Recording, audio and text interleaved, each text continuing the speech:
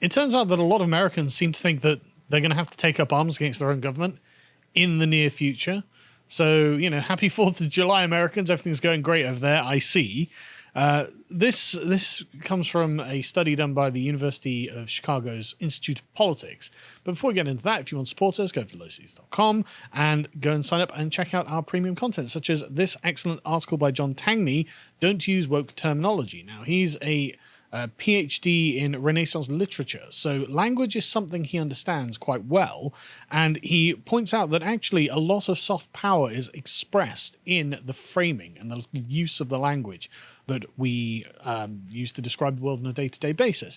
And the left know this. The woke activists are well aware of this, and this is how they essentially capture the conversation moving forward. And he makes a really good argument in it. It's really worth your time. But anyway, going on to the University of Chicago's polarization poll, they're concerned, I think is a fair way of putting this. They say, as Independence Day approaches, more than 1 in 4 Americans are so alienated from their government, they believe it may, quote, soon be necessary to take up arms against it. I'm listening. It's pretty American. I'm excited. Give them that. So they surveyed 1,000 registered voters, and this was done a month ago. And the portrait it paints that reveals not only the growing divide we have witnessed in the recent years, but strong sentiments that the majority of media outlets contribute to these divisions by intentionally misleading their audiences to promote a political point of view. I mean, that's so obviously true. Yes. It's just so demonstrably true. Fiery, but mostly peaceful. I wonder if we're talking about Russia collusion at any point. And don't get me wrong, I'm sure Fox News do this as well, but I never watch Fox News. So it's just assume. Although every time, like, YouTube has a habit of, like, shifting Fox News clips onto my playlist. And so I'll end up watching, like, Jesse Waters or, something. And I never find them to be misleading. They just are really boring, frankly. It's old media. But even though the Fox I do watch is Tucker's segments, frankly. Yeah, that's it. And frankly, Tucker's segments bring so much clarity to an issue that has been confusing me. Yeah. That it's gold. Whereas whenever I check out CNN or anything like that, I feel like my head is banging against a brick wall. I know you're lying to me. Yeah, because I've seen what you're talking about, and this is not the case. Well, yeah, that's exactly it. Like Don Lemon and all that. Like, you can see the actual lies they're actually telling. They're demonstrable. Or live on TV, fiery but mostly peaceful. Yeah. Like exactly. Fox News don't tend to do that. I suspect that the deception with Fox News is in the editorialization, is in what they don't cover. But anyway, it's not just a barefaced capital. Nothing happened. Trust me. Yeah, no, it's not. They're not going to do that. They're going to be like, no, they went in, but it wasn't as bad as everyone's saying. No, yeah, it's just not as bad as the Democrat media. But anyway. So they carry on. A majority of Americans agree that the government is, quote, corrupt and rigged against everyday people like me, which is 73% of Republicans, but also sort of 51% of people who call themselves very liberal. So that's like 2/3 of Republican and independent voters agree that the government is corrupt and rigged against them, whereas half of the Democrats think that. But that's staggering, isn't it? Like, well, half of the Democrats are like, yeah, the government's rigged against me. So why'd you vote for it then? At least the Republicans voted for someone else. What's your excuse? Well, I had to. It was the team, isn't it? Stupid. So anyway, most Americans think their government is rigged against them. That's just good news. It's got to be healthy for the democracy itself, right? Because, I mean, did you see Boris Johnson the other day being interviewed? And I can't remember who it was by, but they were like, oh, what do you think of, the end of American democracy? It's like, oh, no, everything's going great. It's like, yeah, but, Americans don't think so. But that's kind of what's important in this realm. Yeah, I mean... actual trust in the system. Yes, it's the trust in the system that makes the system work. And if people don't trust it, well, that's not good. It turns out when it comes to, debating the integrity of elections, well, 56% say they generally trust elections to be conducted and fairly and counted accurately. 56%. Hey, look, most people think so. Yeah, 44% think they're not. That's nearly half the country our elections are rigged. Our elections can't be counted fairly. Don't know how that happened. That's, yeah, well, yeah. Now, you may be surprised to learn that this is much more divided along partisan lines. 4 in 5 Democrats say they generally trust the elections to be fair and accurate. Half of independent voters and 1/3 of Republicans. So, nothing more we can say about that on YouTube. Anyway, apparently, among those who voted for Donald Trump, The number who say they generally trust elections is 31%. Ooh. But anyway, that's not good, is it? That's not good when like half the country, I mean, 2/3 of the country are just like, yeah, our government's rigged against us, and half of them like, yeah, and the elections are fraudulent. And yeah, I mean, when half the country have watched 2,000 Mules and are a little bit upset that things weren't investigated, I got sympathy for that. So I can understand why they're upset, but again, we can't make any judgment here. As far as we're concerned, the elections were free and fair, and there was no point at all. Perfect, you could say. Nearly half Americans agreed that they more and more feel like a stranger in their own country. Isn't that interesting? Pervasive feelings of alienation from just their own communities, with 69% of strong Republicans and 65% who call themselves very conservative leading the way, but 38% of Democrats also think that. So this being presumably a consequence of mass immigration, 38% of Democrats are like, yeah, I feel like a stranger in my own country, but also open the borders, bring in more refugees. It's like, what are you doing? Like half the Democrat Party just seems to be locked in this, like... Well, it could be the black population, make up a significant portion of that. Which, well, maybe, but because they end up voting Democrat, but they're not leftists. No, when it comes down to the issues, like they're not pro-immigration generally either. No. But it's just like, why are you voting for a party? Like almost half the parties, like, yeah, I kind of hate what the party's doing. I don't trust them. I don't think they're running the elections fairly, and they're making me feel God like bless the party. and they're making me feel like an alien in my land. But I'm not voting for the orange man. You know, it's like, okay, all right. I just don't know why are you doing this, you know? Anyway, 28% of voters, right, including 37% who have guns in their home, agreed that, quote, it may be necessary at some point soon for citizens to take up arms against the government. So nearly a third of the country is like, yeah, well, you know, electric boogaloo. That's pretty bad, isn't it? Like, I'm laughing. Is it? It seems pretty bad. Okay, yeah, it is. Like I mean, what percentage does it have to get to before the government's like, maybe we need to think about this? What is it? 3%ers is the whole like the myth, the meme. I don't know how true Yeah. that is, but the idea that it takes 3% of the population to actually overthrow a To country's organise and overthrow a country's government, yeah.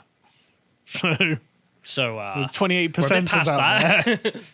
But again, like this is not exactly that partisan either. So this is 45% of Republicans, obviously, but also 1 in 3 independents and 1 in 5 Democrats. It's Tim Pool. Yeah, literally the Tim Pool demographic of the Democrat Party. It's like, well, I guess we're going to have to. The cabin in the woods isn't going to work, lads. They'll come for us eventually. But again, like 20% of Democrats are like, yeah, we're going to have to overthrow the government. What? Your government that you voted for? That's going to be the Antifa faction, isn't it? Maybe. I don't think Things aren't going fast enough. I don't think Antifa are 20% of their electorate. Yeah. So The progressives certainly are when you add no, those they're in. 8%. Progressive activists are 8% of the electorate. Of the party or the electorate? Well, 'Cause you said generally, the Democrats. overall of the electorate, they're 8%. Okay. So who knows? But like, You're saying of the party there. sure. But the point is, like, you know, 20% of your own party being like, yeah, we might have to overthrow our own government.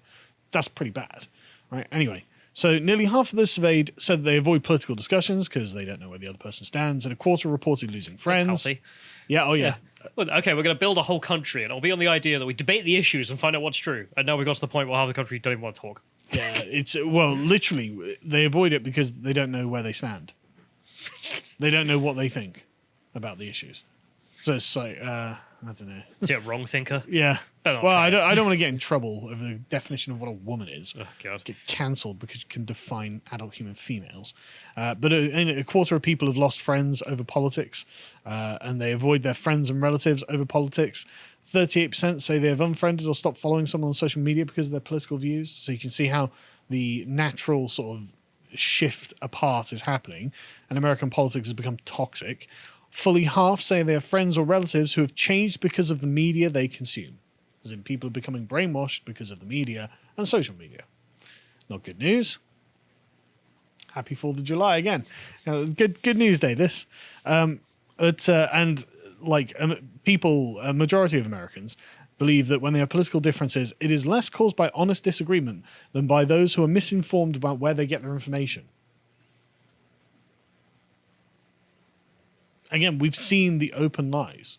Rachel Maddow just openly lying. Don Lemon just openly lying. They just lie. They're just not telling the truth, and there's no way of holding to their account. It's not even, oh, well, they have a different point of view. That's how they came to that conclusion. No. It's like, no, you clearly just made that up. I mean, I keep going back to it because it is just the most obvious one, the fiery but mostly peaceful protest. Yeah. You know, the man saying it's mostly peaceful while there are fires on behind him. I mean, even the BBC ran with that. Do you remember that during the BLM riots we had here in London? I think it was like 4 officers injured in peaceful protest. Yeah. How did that happen? It's so peaceful. Injured by peace. Yeah. But anyway, 48% believe the creators of news content, which is reporters, editors, and newscasters, are trying to get their own viewpoint across rather than presenting the facts with as little bias as possible. It's because it's happening. It's obviously true. CNN was rated by 47% as making a good faith effort to report the news. So they're the brainwashed ones. 41%, of course, held the opposite opinion.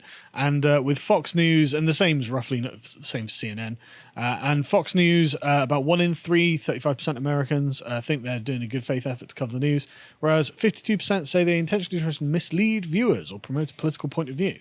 So it's basically CNN's reputation has just been declining for the past 10 years. And basically they're about to equalize with Fox News. Just like, here's the left, here's the right, enjoy whichever you want. I'm disappointed it's not worse. Yeah, frankly. I mean, because you don't get Veritas leaks out of Fox News endlessly about how, the Trump-Russia thing, it's a nothing burger. But I report it anyway. Yeah. That didn't happen. You don't get the phone calls from the executives saying, put the COVID numbers back up, we need more scary. Like, you're actively engaging in an attempt to distort people's world. No paedophile leaks coming from the from Fox News staff either. Whereas there have been a few from CNN, which is weird. Don't know what to say. I mean, like I said, I don't care. It's not like the left doesn't have the money to organize a Project Veritas thing on Fox News. And I don't doubt they're trying to do it all the time. Just get some Tinder dates. Yeah, but that's the thing. And I'm not saying I like Fox News either, but it just seems that CNN and MSNBC are just so much worse. Do you remember Joe Scarborough from MSNBC? Someone was found dead in his office once. That went away. I don't remember that. Do you not? No. Just dead body in Joe Scarborough's office. That did. just went away. Who knows what that's? But the point is, these people know that they're lying, and this has a consequence for the actual social fabric of the United States. A majority of Americans frequently go on the internet for news, and yet 22% credit Facebook with a good faith effort to cover the news. But the thing is, you chose what you saw on Facebook, so, what are you going to do? But anyway, let's sort of go back a little bit as well and see how we got to this position. Because, Pew Research have been doing a lot of work on the partisan divide for quite some time. And you can see that it's just getting worse and worse. So this is from 2017. And this is just very interesting how they've been tracking 10 political values since 1994. And they've found that, of course, in 1994, there was a 15-point gap between Democrats and Republicans, which is now a 36% point gap between them. And you can see it's done on party lines. So you've got race, religion, education, age, gender. All of these are actually fairly narrow. People aren't really divided on these things, believe it or not. It's party affiliation. Oh, you vote for the bad team, do you? Ooh, I hate the bad team. Bad team, bad. Look how low it was in 1994. I know. I tell you, man, before you were born, politics was normal and boring. Just another thing. It was just a thing that people had to talk about occasionally. It wasn't very exciting. Nobody broke up friendships over it. It was just normal. We just talked about it. But Democrats, they say, have moved left on several issues. This is where the partisan divide really starts coming in. Because when the Democrats and Republicans can basically agree on the normal things, that's fine. But when you get police are evil, the country's evil, entire American history evil, everything about everything that you like is evil, then that is a radical leftward shift. But you know what's good? Drag shows for kids. Yeah.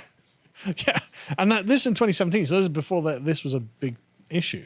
But yeah, so this has been very, they say this, right? Democrats have moved left on several issues. Over the past few years, some of the biggest changes in opinions among Democrat and Democrat-leaning independents have been on race and the role of government. There has been far less change in the views of Republicans and Republican leaners. So the Republicans are the same as they were in 1994, effectively. Because the Republicans had a dogma that was set 200 years ago, and they haven't changed on that. Literally, that's all they've done. And don't get me wrong, I approve of the Republican dogma. It's pretty sensible. I mean, the only thing they'd probably disagree on is gay marriage if they met each other. Yeah, they've moved leftwards on gay marriage. Yeah, absolutely. but when it came to I don't know what else. I mean, looking back at freeing the slaves, ending segregation, the Republicans still have the same opinion. But like we look back on the 90s, Bill Clinton's eras, like manifesto and whatnot a few times in the office, and just to look at what the immigration policy was, for example, when arguing with Sean Head, and it's night and day. I mean, it is unbelievable the difference. Yeah, absolutely. The Democrats used to have sensible policies on things like immigration. But also, the Democrats are the ones who have decided over the Republicans that actually the US should be an imperial empire to conquer the world for progressive values. As recently as 3 years ago, so in 2014, Republicans and Democrats were equally skeptical about the US taking an active role in world affairs. But today, a majority of Democrats, 56%, say it's best for the country's future to be active globally. So the Democrats are becoming more imperious. Isn't that interesting? And Politico think that this has been happening since World War II, incidentally. In 2015, they published this, which shows you a series of graphs on how congressmen have been voting. And as you can see, if you go back up, John, so you can see in like 1980, they've tracked this back from 1949, apparently, through to 2011. But as you can see, the grey area is where there's lots of agreement. And as you can see, it becomes more and more sort of irrelevant to the conversation. Yeah, well, it becomes more and more divided. So from about 1995 onwards, there's a bit in the 1999-2001, I imagine that's like, beginning of War on Terror. But you can see it's basically just completely separate into two different entities. Now, this is just congressmen voting, but I mean, I think it is reflective of what's going on. And so in 2020, after the election of Biden, Pew put up this article, which I think is very interesting in hindsight. So they said a month before the election, roughly 8 in 10 registered voters in both camps said their differences with the other side were about core American values. Roughly 9 in 10 worried that a victory by the other side would lead to lasting harm to the United States. So the Democrats have lurched to the left. They've adopted a series of different axioms and beliefs about the United States. And then they're like, yeah, so those Republicans who haven't changed in centuries, they're going to destroy the United States. Like, why would they? They are the United States. You are French revolutionaries, and you have changed, and you don't even accept that you've changed. So anyway, I love this when it comes to the Supreme Court, just endlessly, because the Republican position is endlessly just read the document. Yeah. That's it. That's the job. That's our ideology. Whereas you get Democrats who are like, no, but if we reinterpret it in modern day terms, it's like, why would you do that? Why would you do any of that? Yeah. Like, surely that isn't just an obvious example of who's shifting from what the United States is. Yes, that's exactly it. But anyway, they say that they conducted this research before the pandemic, and Americans are more ideologically divided than any of the other 19 public surveys in other countries. When asked whether they have like trust in scientists, whether scientists make decisions based solely on facts, which obviously they don't. And they've got this interesting paragraph here. Why is America cleaved in this way? Once again, looking across the other nations gives us some indication. The polarizing pressures of partisan media, social media, and even deeply rooted cultural, historical, and regional divides are hardly unique to America. By comparison, America's relatively rigid two-party electoral system stands apart by collapsing a wide range of legitimate social and political debates into a singular battle line that can make our differences appear even larger than they may actually be.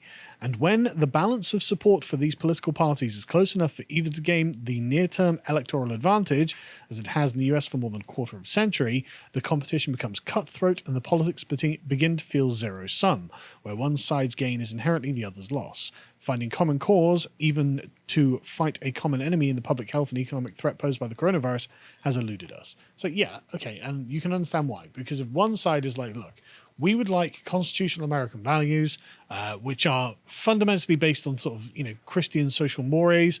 And the other side is like, yeah, but how about we put pedophiles in schools?